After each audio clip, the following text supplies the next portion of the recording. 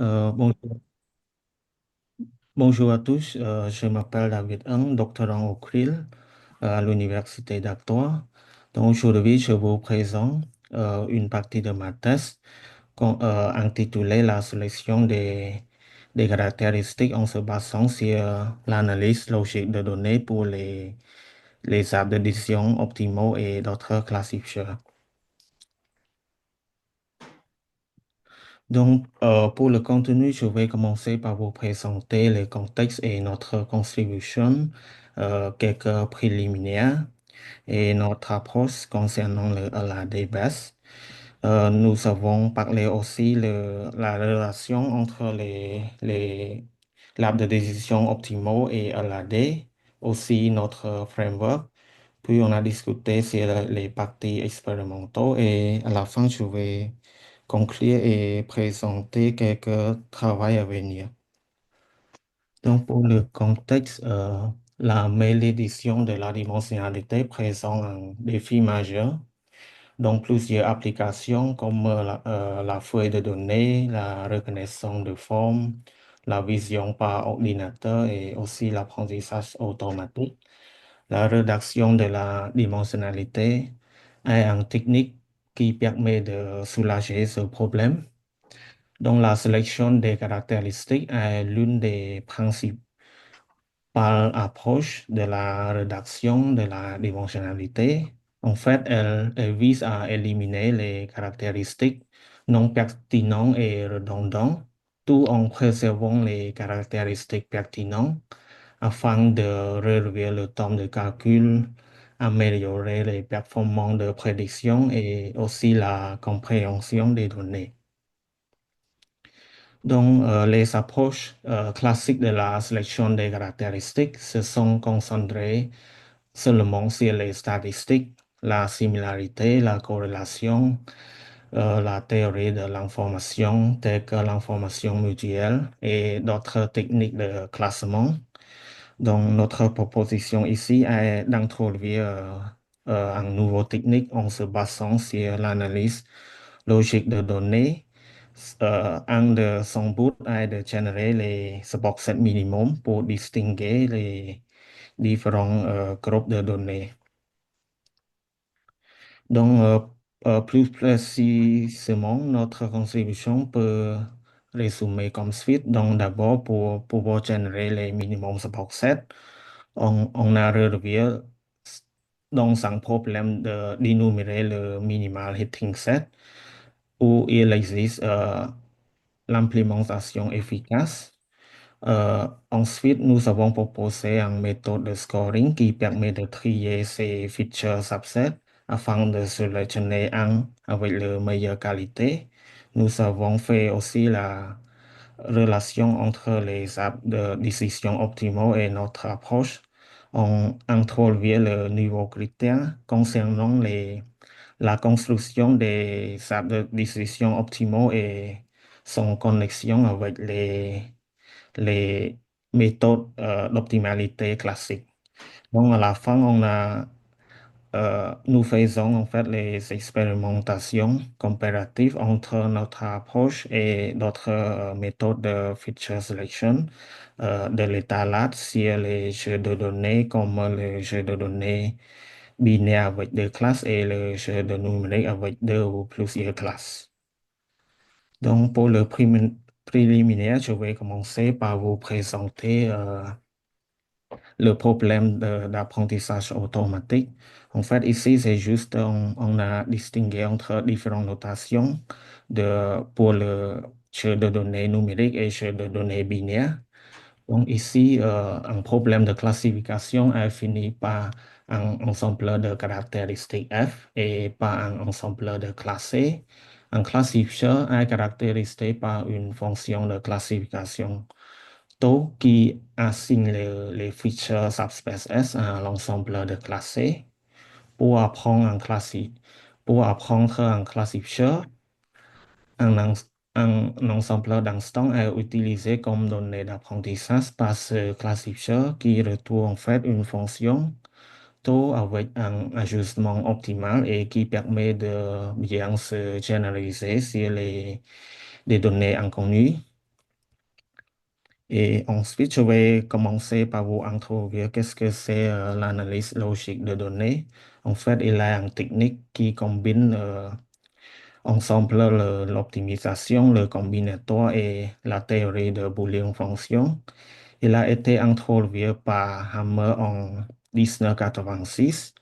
Euh, les concepts principaux de LAD est de calculation des subset minimum pour expliquer toutes les observations et l'exploration des patterns cachés qui est capable de distinguer entre l'ensemble d'observations positives et négatives. Ce genre de patterns sont utiles pour construire le modèle de classification, le clustering, le feature selection et d'autres problèmes connexes. Il peut utiliser dans plusieurs applications comme le médecin, le business, sismologie et l'exploration de pétrole. Il est un sujet bien étudié dans la communauté de discrète mathématiques, mais souvent ignoré par la communauté de l'intelligence artificielle.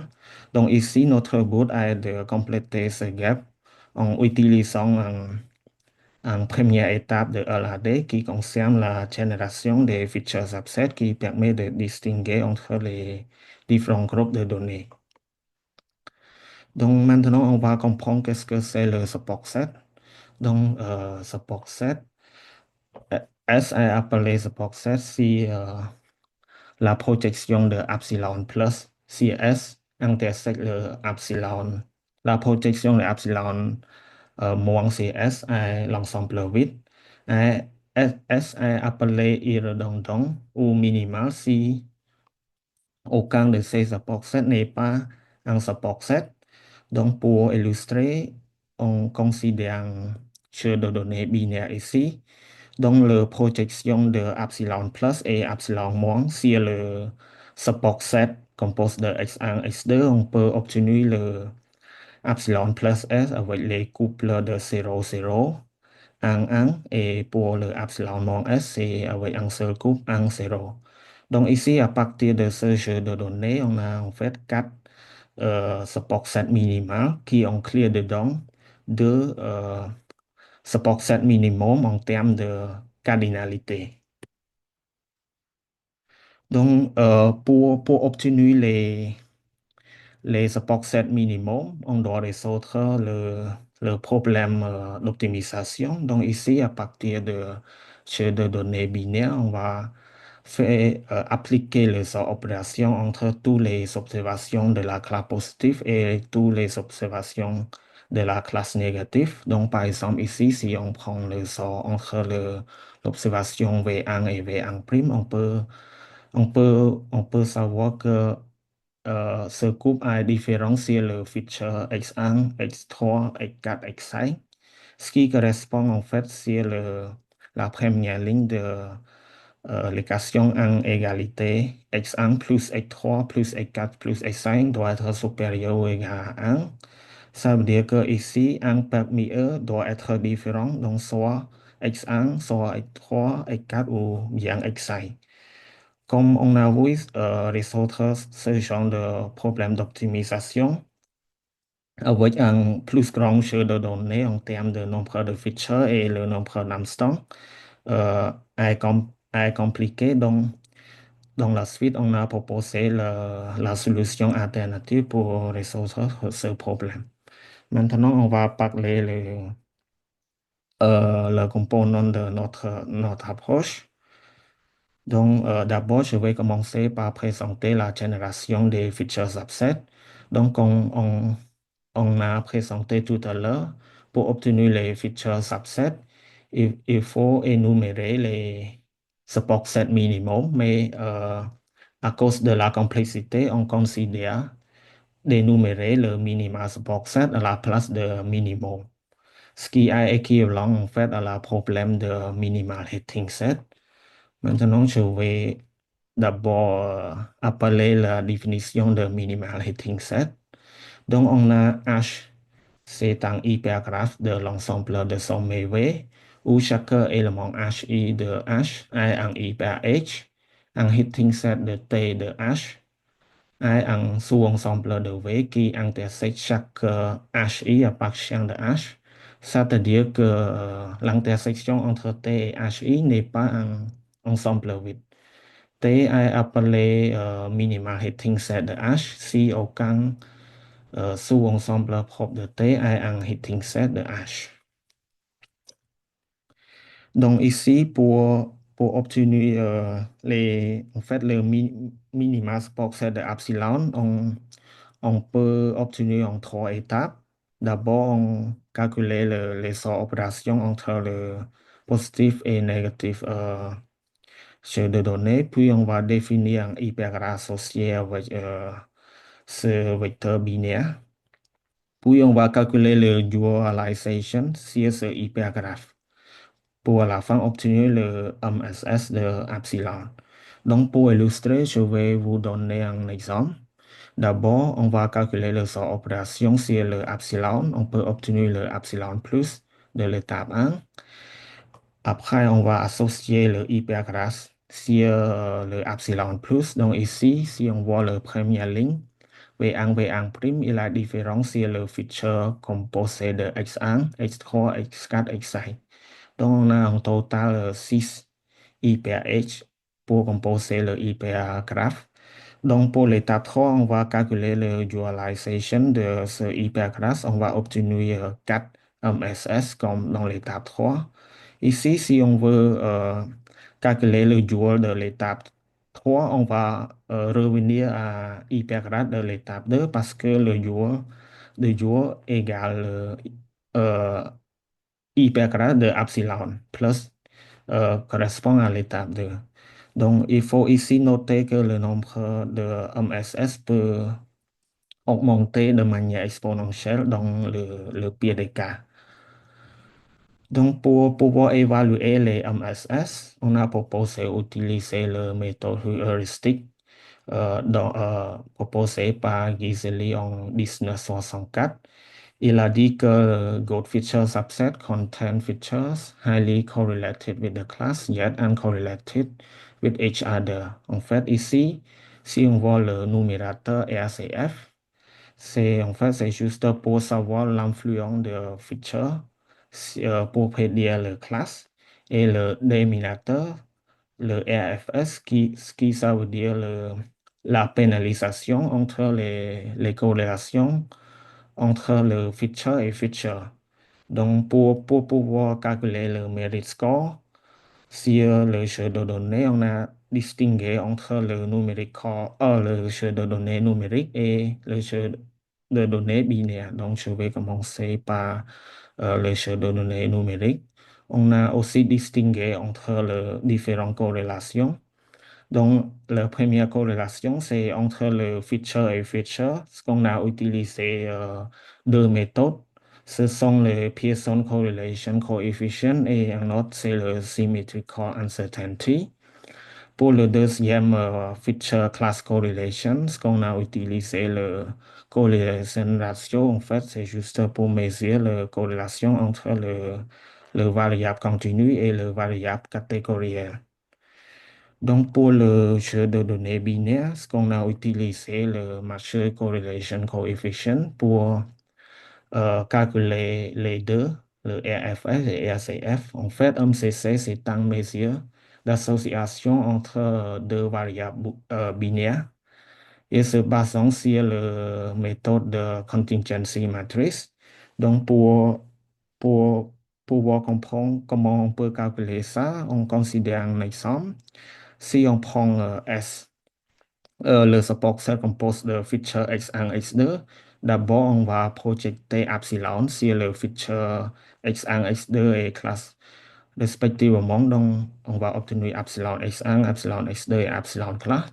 À partir de ça, on va dériver les contingency matrices entre le X1, X2, X1 classe et X2 classe. Donc, à partir de ce contingency matrix, on peut utiliser le MCC formula pour obtenir la corrélation entre X1, X2, classe X1 et classe X2. Puis on va calculer la moyenne entre x1, x2, par exemple, on peut avoir le RFS bar, RCS bar. Puis à la fin, on peut calculer le merit score de ce box set. Donc ici, concernant la connexion entre Optimal Decision Tree et LAD, il y a beaucoup de propositions pour calculer l'optimalité de Decision Tree en termes de profondeur et en termes de nœuds. Notre proposition est de construire un arbre de décision en respectant le nombre de features minimum. Donc ici, nous avons proposé deux propositions suivantes. Si S est un minimum support set de epsilon, alors que le profondeur minimum est euh, upper bounded par la taille de S. Donc la deuxième proposition nous permet de construire un arbre de décision avec le minimum support set de epsilon. Donc, en fait, le but de notre proposition, c'est pour fournir la moyenne de connecter les arbres de décision optimaux avec le minimum profondeur et optimal decision tree avec minimum nombre de features, un LAD avec le support set minimum. Donc, si on considère le même exemple ici, on peut construire les arbres de décision optimaux en respectant le minimum nombre de features qui composent de x1, x2 et x2, x3 comme suivant. Maintenant, je vais parler le framework proposé. Donc, pour le jeu de données numériques, notre framework consiste de six étapes principaux. Donc, la première étape concernant la binarisation en transformant de numerical dataset à binary dataset. Donc, ce qu'on a utilisé aussi, le méthode euh, de LAD proposé original. Et le deuxième concernant le sort opération pour ce jeu de données. Et avec le jeu de données multi-classe, on va utiliser le sort opération entre chaque paire de classes. Puis on va définir un hypergraphe associé avec des epsilon plus ce qu'on a présenté tout à l'heure. Donc après, on va projeter le hypergraphe sur le numerical feature. Ici, en fait, on veut juste exploiter des features binaires pour exécuter les opérations sort. Puis nous les projetons vers des features numériques correspondant avant de générer des features subsets. Donc, pour pouvoir générer des features subsets, on a utilisé l'implémentation parallèle. C'est un parallèle version de MCS qui s'appelle le PMMCS pour résoudre le problème dualization proposé dans la littérature de Murakami et Uno. Donc, cet algorithme peut traiter des problèmes à très grande échelle, comportant jusqu'à des millions d'hyperthreads. Il prend en charge aussi les implémentations multithreading sur les ordinateurs avec plusieurs CPU. Il faut bien noter le MSS peut augmenter de manière exponentielle dans le pire des cas. Donc ici, pour les raisons pratiques, ce qu'on a limité de générer seulement 10 000 pour expérimenter. Donc, pour pouvoir évaluer des features subsets, la dernière étape concernant la calculation des merit scores qu'on a présenté tout à l'heure, afin de sélectionner le subset avec la meilleure qualité. Donc, pour les jeux de données binaires, le processus est similaire, sauf que l'étape 1 et l'étape 4 qui ne concernent pas. Donc, pour pouvoir vérifier l'efficacité de notre approche, on va comparer avec les méthodes de l'état lat avec trois familles de l'étalage comme filter, wrapper et embedding. Notre expériment sur les jeux de données binaires en utilisant CAD montre que notre approche est compétitive avec les autres approches de l'étalage en termes de nombre de features sélectionnées.